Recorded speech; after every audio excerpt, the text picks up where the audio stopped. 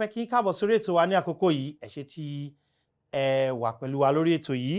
Mo fẹ́ kí wa pẹ̀lú pé a kú àkókò ọdún kérésì èyí tí a ti ń wọ̀ lọ wẹ́rẹ́wẹ́rẹ́ yìí. Mo gbàgbọ́ pé yóò jẹ́ àkókò ìtura àti ìbùkún fún ẹnìkọ̀ọ̀kan wa. Mo fẹ́ kí wa ṣáájú ọdún tuntun pé a káàbọ̀ sínú ọdún tuntun. Ìpè lórúkọ Jésù, ọdún náà yóò jẹ́ ọdún ìbùkún àti àlàáfíà fún èmi àti ẹ̀yin pẹ̀lú. Lórí ètò oore ọ̀fẹ́ fún ìyípadà yìí, a máa ń gbà wá níyànjú pé kí a mú bíbélì wa dání.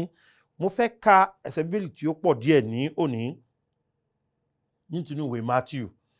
Torí ní àkókò kérésì yìí, mo fẹ́ fi hàn wá látinú bíbélì kí gan ni nǹkan ni tí ó ṣẹlẹ̀ ní Bethlehem.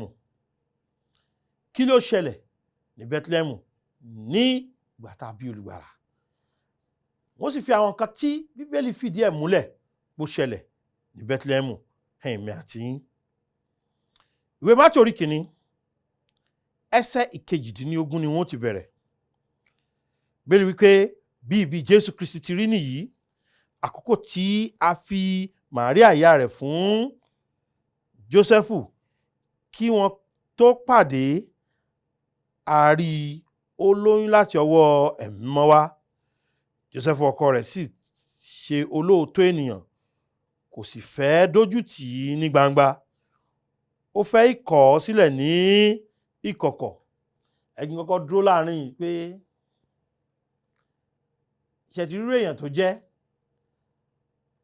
Orílẹ̀-èdè àti àgbáyé ti wá sọ kíkọra ẹni sílẹ̀ di nǹkan gidi. Ní ìgbà àtijọ́ kì í ṣe nǹkan yìí rárá. Fẹ́ ká kàkíyèsí pé ó fẹ́ rọra yọ́lẹ̀ ni, kò lè ṣe é ní gbangba torí pé kì í ṣe nǹkan yìí. Kò wú láti dojú ti arábìnrin náà. Ṣùgbọ́n nígbà tí ó ń ro nǹkan wọ̀nyí wò ó, áńgẹ́lì Olúwa yọ sí i ní ojú àlá, ó sì wí pé, Jósẹ́fù, ìwọ ọmọ Dáfídì, má fòyà láti mú Màríà aya rẹ sí ọ̀dọ̀, nítorí èyí tí ó ń yún nínú rẹ̀ láti ọwọ́ Ẹ̀mí Mímọ́ ni. Yóò sì bí ọmọkùnrin kan, Jésù ni ìwọ ó pe orúkọ rẹ̀, nítorí òun ni yóò gba àwọn ènìyàn rẹ̀ là kúrò nínú ẹ̀ṣẹ̀ wọn. Gbogbo èyí sì ṣe kí èyí tí a ti sọ láti ọ̀dọ̀ Olúwa láti ẹnu àwọn wòlíì kí ó lè ṣẹ pé, kíyèsí, wúńdíá kan yóò lóyún, yóò sì bí ọmọkùnrin kan, wọ́n máa pe orúkọ rẹ̀ ní Emmanuel. Ìtumọ̀ èyí tí í ṣe Ọlọ́run wà pẹ̀lú wa. Nígbà tí Jósẹ́fù dìde nínú oorun rẹ̀, ó sì ṣe bí áńgẹ́lì Olúwa ti wí fún un, ó sì mú aya rẹ̀ sọ́dọ̀. Òun kò sì mọ̀ ọ́n títí ó fi bí àkọ́bí rẹ̀ ọmọkùnrin, ó sì pe orúkọ rẹ̀ ní Jésù. Olúwa a dúpẹ́ lọ́wọ́ yín fún àǹfààní tí ẹ tún fún wa láti wà lórí ètò yìí ní àkókò yìí. Ẹ ṣé fún gbogbo ọkàn tó ti ṣetán láti gbọ́ ọ̀rọ̀ yín. Ẹ ṣé fún ohun tí ẹ̀yin yóò ṣe láti dán ọ̀rọ̀ yín wá. Mo gbàdúrà Ọlọ́run wa pé kí ẹ lè bùkún ọ̀rọ̀ yín ní ọkàn wa, kí ẹ lè lo ọ̀rọ̀ yín nínú ayé wa, kí ẹ lè fún mi ní ọ̀rọ̀ tó yẹ kí n sọ àti àpẹẹrẹ tó yẹ kí n lò, kí ó sì jẹ́ orísun ìbùkún fún àwọn ènìyàn yín. Ògo ni forúkọ mímọ́ yín ní orúkọ Jésù Kristi Olúwa wa. Àmín. Kí n tó bẹ̀rẹ̀ sí sọ ìtàn yìí fún wa, mo fẹ́ ká tún ka ìwé Lúùkù orí kejì. Ìwé Lúùkù orí kejì. Ẹsẹ̀ kan péré náà ni mo fẹ́ kà ń bẹ̀. Ẹsẹ̀ keje. Bẹ́ẹ̀ ni ó sì bí àkọ́bí ọmọkùnrin rẹ̀, ó sì fi ọ̀já wé, ó sì tẹ́ sínú ibùjẹ ẹran, nítorí tí ààyè kò sí fún wọn nínú ilé èrò. Kí ni ó ṣe o? Ó bí ọmọkùnrin kan. Nígbà tí ó bí ọmọkùnrin yẹn, ta ni ọmọkùnrin tí a bí ni? Jésù Kristi. Bí ibi Jésù ṣe lọ, ó jẹ́ ohun tí a nílò láti fi ọkàn sí púpọ̀. Wípé wọ́n lọ láti lọ jẹ́ kí wọ́n kà wọ́n ní Bethlehem ti Judea. Nígbà torí pé kálukú gbọ́dọ̀ lọ sí ìlú rẹ̀ kí wọ́n tó lè kà á. Nígbà tí wọ́n débẹ̀, bẹ́ẹ̀ ni kò sáàyè fún wọn. Ṣùgbọ́n ní ìjọ náà, a rí pé Ọlọ́run jẹ́ kí ó ṣeé ṣe fún wúńdíá tó lóyún láti bímọ. kó tó di àkókò tí ó bímọ yìí a ti rí oríṣiríṣi àwọn nǹkan tó ṣẹlẹ̀ torí pé áńgẹ́lì Ọlọ́run kọ́kọ́ yọ sí áńgẹ́lì Ọlọ́run ṣàlàyé fún pé ó bímọ o ọ̀gá ògo yóò ṣíji bù ọ́ o ó retí rẹ̀ ó sì ní jẹ́ kó rí fún mi gẹ́gẹ́ bí ọ̀rọ̀ rẹ̀ ṣùgbọ́n ní àkókò tí a bí Jésù yìí àwọn nǹkan mẹ́ta pàtó kan ṣẹlẹ̀ ní Bethlehem àwọn nǹkan mẹ́tẹ̀ẹ̀ta yìí ni mo fẹ́ kí a yẹ̀ wò kí a tó wá yẹ̀ wò ǹjẹ́ mọ̀ pé ọ̀pọ̀lọpọ̀ èèyàn náà máa ń wo Jésù gẹ́gẹ́ bí ọmọdé títí dòní àti ẹ̀ ní àwọn àwòrán ọmọdé tí a bí ìgbàwé Jòhánù orí kìíní ẹsẹ̀ 14 sọ fún wa pé ọ̀rọ̀ náà sì di ara ó sì ń gbé láàrin wa ṣe rí kí n má parọ́ fún yín ẹ lè máa wo Jésù gẹ́gẹ́ bí ọmọdé lóòótọ́ ṣùgbọ́n ọ̀rọ̀ Ọlọ́run ó fi Jésù hàn wá gẹ́gẹ́ bí Ọlọ́run ní àtètèkọ́ṣe lé ọ̀rọ̀ wà pẹ̀lú Ọlọ́run sì lí ọ̀rọ̀ náà ṣé kí n sọ fún yín pé nígbà tí Jésù tó wá sáyé Ọlọ́run ní í ṣe tó látàtètèkọ́ṣe lọ̀rọ̀ ti wà ọ̀rọ̀ sì wà pẹ̀lú Ọlọ́run sì ní ọ̀rọ̀ náà nígbà tó wà nínú ikùn ìyá rẹ̀ tí a lóyún rẹ̀ ǹjẹ́ mọ̀ pé Ọlọ́run náà ní í ṣe ǹjẹ́ mọ̀ pé nígbà tí a bí sí ibùjẹ ẹran ǹjẹ́ mọ̀ pé Ọlọ́run ní í ṣe nígbà tí ó ń rìn láàrin wa lójoojúmọ́ tó ń ṣiṣẹ́ ìyanu àtìgbà tí ò ṣiṣẹ́ ìyanu àtìgbà tó sùn àtìgbà tí kò sùn ìgbà tó ń kọ́ lẹ́kọ̀ọ́ àtìgbà tí kò kọ́ lẹ́kọ̀ọ́ ǹjẹ́ mọ̀ pé Ọlọ́run ní í ṣe ṣé kí n sọ fún yín pé nígbà tí ó padà lọ sọ́run Ọlọ́run ló sì jẹ́ nígbà tí ó bá padà wá Ọlọ́run náà ni ó sì máa jẹ́ òun ni Jehovah òun ni ọba wa ṣe wá rí ọba wa yẹn ó gbà ká bí òun ní ibùjẹ ẹran nígbà tá a bí yẹn àwọn tó ṣẹlẹ̀ rí nǹkan àkọ́kọ́ tó ṣẹlẹ̀ ni pé ìlérí Ọlọ́run ṣẹ kí mo ní ìlérí Ọlọ́run ṣe o ìlérí Ọlọ́run ṣẹ ìwé Genesis orí 3 ẹsẹ̀ 15 òun ni ìlérí kìíní tó jẹ́ àsọtẹ́lẹ̀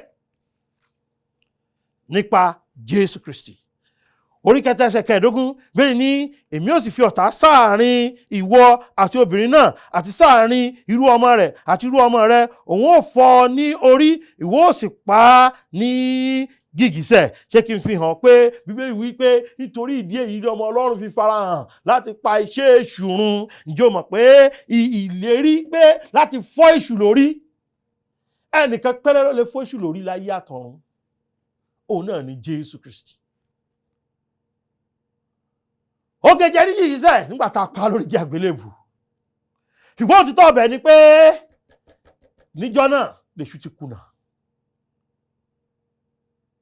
bó ṣe gẹ́jẹ tó ikú oró rẹ̀ dà ní tó tún jáde lẹ́yìn rẹ̀ ìsà òkú ìṣẹ́gun rẹ̀ dà jẹ́ kí n sọ fún ọ pé ìlérí Ọlọ́run di kí ni ó di mímú ṣẹ kí ni ìlérí Ọlọ́run míì tó tún di mímú ṣẹ ìwé Àìsáyà orí 7 ẹsẹ̀ 14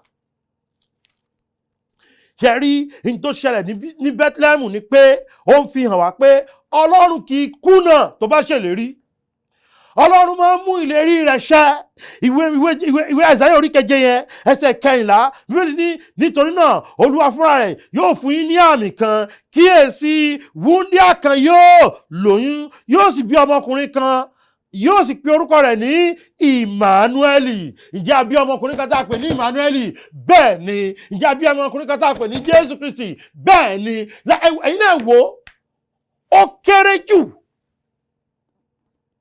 ẹgbẹ̀ta ọdún 600 years ó ní Àìsáyà fi kọ àsọtẹ́lẹ̀ yìí ṣé wúńdíá lóyún bẹ́ẹ̀ ni ṣé wúńdíá ni ó tún lóyún rárá wúńdíá kan péré tó lóyún náà nìyẹn jẹ́ kí n sọ wọn pé nígbà tí wúńdíá náà sì lóyún kí ló ṣẹlẹ̀ ìlérí Ọlọ́run ṣẹ torí pé Ọlọ́run ló ṣèlérí pé wúńdíá yóò lóyún bẹ́ẹ̀ ló sì ṣe rí ṣe rí Ọlọ́run kì í kùnà nídìí ọ̀rọ̀ rẹ̀ ohun tí Ọlọ́run bá fi ẹnu rẹ̀ sọ yóò wá sí ìmúṣẹ ni àfi tí Ọlọ́run kò bá sọ lókù ọ̀rọ̀ ènìyàn ni kì í wá sí ìmúṣẹ ènìyàn nìkan ló lè kùnà ènìyàn nìkan lọ̀rọ̀ wọn máa ń tàsé, ṣùgbọ́n Ọlọ́run wa a lè wí lè ṣe ni, a lè ṣe lè wí ni, àwí máa yẹ̀wùn sí ni. Ṣòrí ní Bethlehem níjọ́ tá bí Jésù Kristi, ohun àkọ́kọ́ tó ṣẹlẹ̀ nìyẹn, ìlérí Ọlọ́run ó ṣẹ. Mo mọ̀ pé a máa kọrin pé àwọn ìlérí ọjọ́ tó ti pẹ́ Olúwa mú ṣẹ. Olúwa kọ́ ni ò ní mú ìlérí ẹ̀ ṣẹ. Ṣé o ṣẹpá rẹ̀? Ipa tiẹ̀ nínú ọ̀rọ̀ ìlérí náà ṣó ń ṣẹ. Ọ̀pọ̀lọpọ̀ aláwọ̀ mọ ìlérí Ọlọ́run kankan. Ìdí nìyí tí ó fi jẹ́ pé o ò lè dúró lórí ìlérí Ọlọ́run kankan. O ò lè gbá ìlérí Ọlọ́run mú rárá, nítorí pé o ò mọ ìlérí Ọlọ́run. Jẹ́ kí n sọ fún ọ pé Bíbélì ó fi ìlérí Ọlọ́run hàn wá.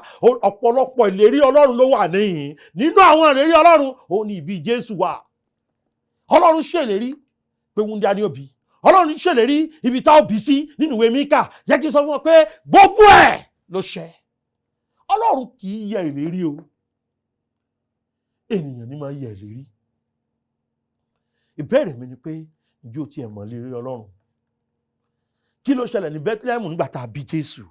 Kì í kàn ṣe pé ìlérí Ọlọ́run ṣẹ nìkan, ṣùgbọ́n ètò ìràpadà tí Ọlọ́run ṣe ó ń tẹ̀síwájú. Ṣé rí kò nílò ká bí olùgbàlà tí ẹnìkan ò bá nílò ìràpadà. Ṣùgbọ́n gbogbo wa pátá láti sọnù sínú ìgbèkùn ẹ̀ṣẹ̀. Gbogbo wa pátápátá láti wà ní oko ẹrú ẹ̀ṣẹ̀. Ọlọ́run sì ní ìfẹ́ sí wa débi pé kò fẹ́ kí àwa kí ó ṣègbé. Ọlọ́run ní ìfẹ́ sí wa débi pé ó fẹ́ kí a di ẹni ìràpadà. Ṣé rí ìdí nìyí tí ó fi rán ọmọ rẹ̀ wá sínú ayé yìí. Ìwé Lúùkù orí 21 ẹsẹ̀ 28. Bíbélì ní ṣùgbọ́n nígbà tí nǹkan wọ̀nyí bá bẹ̀rẹ̀ sí í ṣẹ, ǹjẹ́ kí ẹ wòkè kí ẹ sì gbé orí yín sókè, nítorí ìdáǹdè yín kù sí dẹ̀dẹ̀.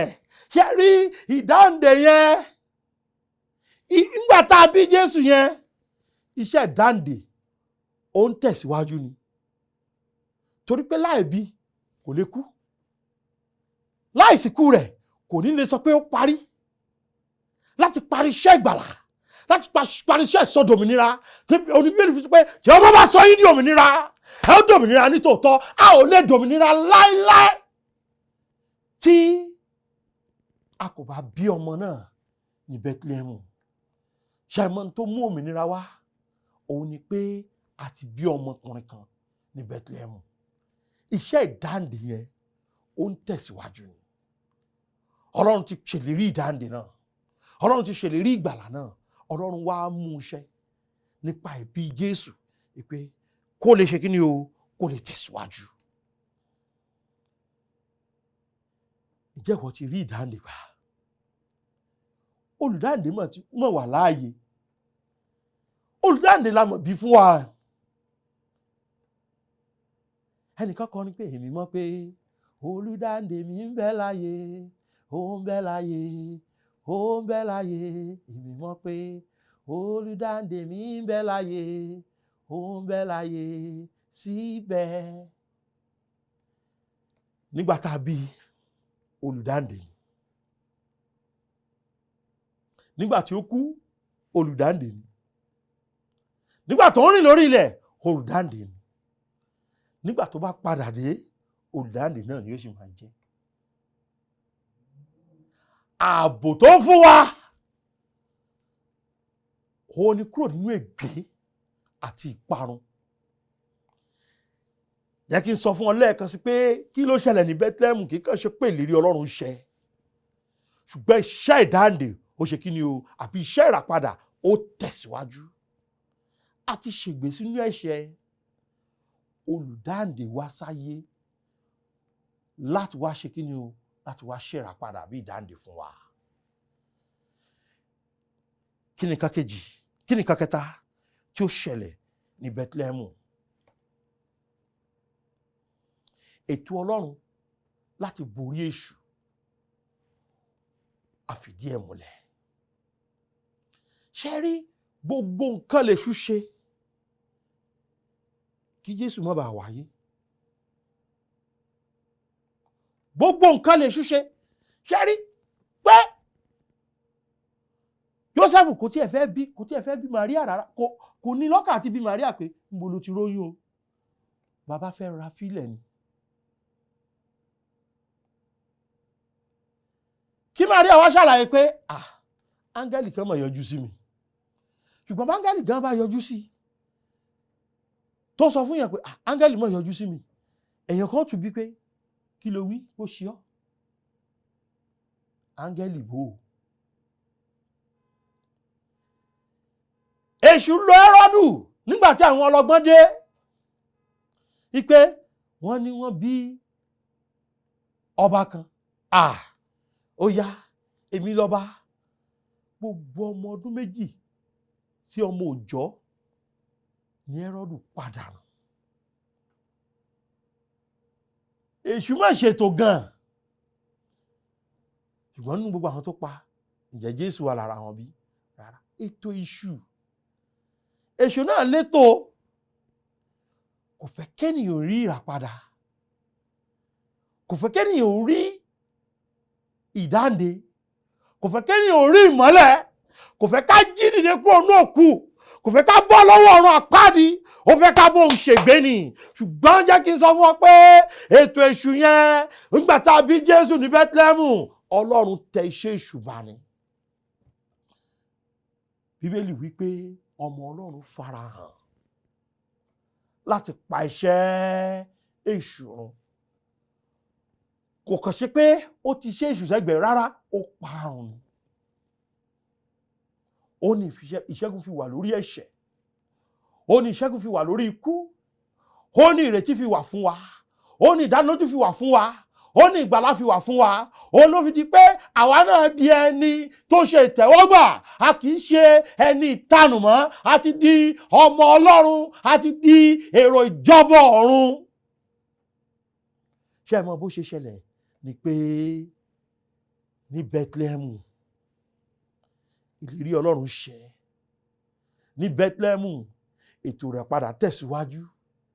Ní Bethlehem iṣẹ́ èṣù bàjẹ́. Torí pé èṣù mọ̀ pé ọmọ Ọlọ́run, ọkùnrin tó ní líjónì ni. Níjọ́ táwọn ẹ̀mí èṣù yẹn pàdé Jésù. Ṣé ẹ mọ̀ pé gbogbo ètò wọn bàjẹ́ níjọ́ náà? Àwọn àtàwọn ẹlẹ́dẹ̀ náà jọ ṣègbè sínú omi. Ṣé wọn kọ́kọ́ bẹ̀rù? Ọkùnrin jẹ́ pé ibi tó bá dúró sí kò sẹ́ni tó lè kọjá ń bẹ̀. Wọ́n ṣe rí ńgbà tá a ti bí ọkùnrin yẹn sí Bethlehem yẹn, DJ Olùgbàlà. Òun líjíọ́nì gan mọ̀ pé òun ti gbé. Torí pé ọ̀gá àwọn líjíọ́nì òun gan ti gbé. Ǹjẹ́ mọ̀ pé ọ̀dọ́ àgùntàn ni ọmọ tá a bí sí Bethlehem ni òun ni yóò sọ èṣù sínú ọ̀gbun tí kò ní sálẹ̀. Lẹ́yìn ìgbà náà àti kú, ipò kú, gbogbo wọn àti èṣù a ó sọ wọn sínú adágún náà. Gbogbo ètò èṣù ó ṣe kí ni ó ti bàjẹ́. Kí ló ṣẹlẹ̀ ní Bethlehem? Ìfẹ́ pípé Ọlọ́run farahàn sí wa. Lúùkù orí 2. Ibẹ̀ ni wọ́n parí sí. Mo mọ̀ pé ẹnìkan ti sọ fún ọ pé òun nífẹ̀ẹ́ rẹ̀ tó sì ti já okulẹ̀ nínú ìfẹ́. Ṣorí, mo mọ̀ pé torí pé orílẹ̀-èdè ò lọ dáadáa, ó dàbí pé Ọlọ́run ò nífẹ̀ẹ́ wa. Torí pé iṣẹ́ ò ṣe dáadáa, ó dàbí pé Ọlọ́run ò nífẹ̀ẹ́ wa. Mo fẹ́ fi àkókò kérésì rán ẹ létí pé kò sẹ́ni tó nífẹ̀ẹ́ rẹ bí Ọlọ́run wa. Ó jẹ́ ká bí Jésù sáyé láti fi ìfẹ́ pípé rẹ̀ hàn sí ọ ni. Lúùkù orí 2, ẹ wo ẹsẹ̀ 10 yẹn. Áńgẹ́lì náà sì wí fún wọn pé má bẹ̀rù, ṣáà wò ó, mo mú ìrere ayọ̀ ńlá fún yín wá tí yóò ṣe ti ènìyàn gbogbo, nítorí a bí olùgbàlà fún yín lónìí ní ìlú Dáfídì tí í ṣe Kristi Olúwa. Gbogbo wọn á bẹ̀rẹ̀ sí kọrin ní ẹsẹ̀ 14 pé ògo ni fún Ọlọ́run lókè ọ̀run àti ní ayé àlàáfíà ìfẹ́ inú rere sí ènìyàn. Ǹjẹ́ mọ̀ pé bá bí olùgbàlà fún wa lónìí yìí, àwọn wo náà kọ́kọ́ sọ̀rọ̀ yìí fún? Àwọn darandaran tẹ́ pé inú igbó wọn ń gbé. Ṣé inú igbó ni wọ́n ń gbé? Ọlọ́run fi ìfẹ́ inú rere rẹ̀ hàn sí ọ. Kìí ṣe nítorí pé òun gbé nígboro tàbí òun gbé nínú igbó, torí pé Jésù wá sáyé nítorí rẹ̀. Ìfẹ́ pípé Ọlọ́run tó gbangba, ìfẹ́ pípé Ọlọ́run tí kò ní àbàwọ́n, ìfẹ́ pípé Ọlọ́run tí kò ní àṣìṣe, ìfẹ́ pípé Ọlọ́run tí kò ní kọmá nínú. Ó hàn ní Bethlehem níjọ́ náà. Torí pé nígbà tí kò sáàyè fún, Ọlọ́run sì jẹ́ ká bí sí ibùjẹ ẹran. Yóò wá sáyé fún ọ náà ni. Nígbà tí kò sí ibi tí wọ́n lè bí sí, Ọlọ́run sọ pé kò nílò kan bí mọ́. Rárá, Ọlọ́run mọ̀ọ́mọ̀ fìfẹ́ hàn sí wa ni. Ó rán Jésù wá sáyé. Ẹ mọ̀ pé Jésù fi gbogbo nǹkan lẹ̀ láti di ènìyàn ni. Ó fi ipò rẹ̀, ògo rẹ̀, ọlá rẹ̀ àti gbogbo ohun tó ní, ó fi sílẹ̀. Ó wá jókòó sínú ẹnìkan. Gbà tá a bí ní Bethlehem ni, Ọlọ́run ní ẹ máa wo tẹ́ tá a bí ni. Ọlọ́run ni, olùgbàlà ni, olùdáǹdè ni. Ṣùgbọ́n ẹ wò dáadáa, ìfẹ́ mi sí yín nù. Torí pé mo fún yín lọ́mọ bíbí mi kan ṣoṣo, wá sáyé. Nítorí Ọlọ́run fẹ́ aráyé tó bẹ́ẹ̀ gẹ́ tí ó fi ọmọ bíbí rẹ̀ kan ṣoṣo fún ni, bí ẹnikẹ́ni tí ó bá gbà á gbọ́ má bàa ṣègbé, bọ́ kí o lè ní ìyè àìnípẹ̀kun. Ǹjẹ́ o ti gba ìfẹ́ Ọlọ́run fún ayé rẹ̀? Ǹjẹ́ o ti rí pé Jésù jẹ́ ìlérí Ọlọ́run tó ṣẹ? Lákòókò kérésì yìí tó máa fi mutí kiri, ronú sí ìlérí Ọlọ́run tó ṣẹ. Ronú sí ètò ìdáǹdè tọ́lọ́run mú wá fún ọ. Ronú sí pé iṣẹ́ èṣù lórí rẹ láti ṣègbé lọ́lọ́run parun ni nígbà tá a bí Jésù ní Bethlehem. Ronú sí pé Ọlọ́run fi ìfẹ́ pípé rẹ̀ hàn sí ọ àti èmi, torí pé a bí olùgbàlà fún wa lónìí ní ìlú Bethlehem.